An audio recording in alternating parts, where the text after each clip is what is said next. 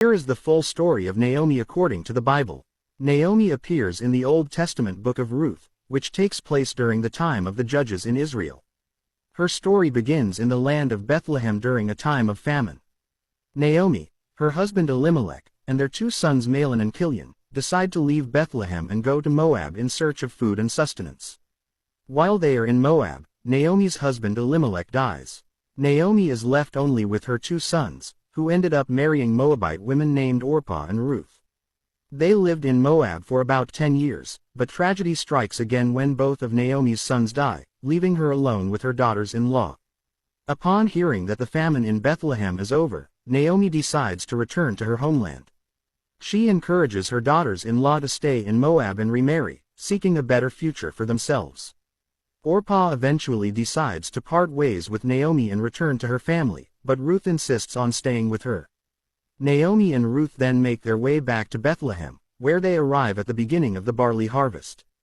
Because they are poor, Ruth decides to go and gather leftover grain in the fields of a wealthy landowner named Boaz, who happens to be a relative of Naomi's. Boaz shows kindness to Ruth and allows her to continue gleaning in his fields. Naomi realizes that Boaz could potentially be a good match for Ruth and decides to devise a plan. She instructs Ruth to go to the threshing floor at night where Boaz is working in, after he falls asleep, to uncover his feet and lay down. Startled, Boaz awakens to find Ruth at his feet and praises her for her loyalty to Naomi and willingness to take care of her. Recognizing the opportunity, Naomi advises Ruth to ask Boaz to fulfill his duty as a kinsman redeemer. In the Hebrew tradition, a kinsman redeemer is a relative who has the right to rescue a widowed woman by marrying her and providing for her.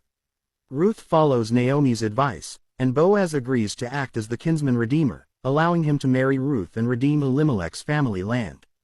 Boaz and Ruth eventually get married, and Naomi rejoices at the great outcome for her daughter-in-law.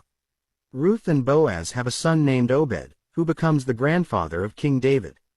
Naomi becomes a caregiver and nurse to her grandson Obed, experiencing joy and restoration after the hardships she faced.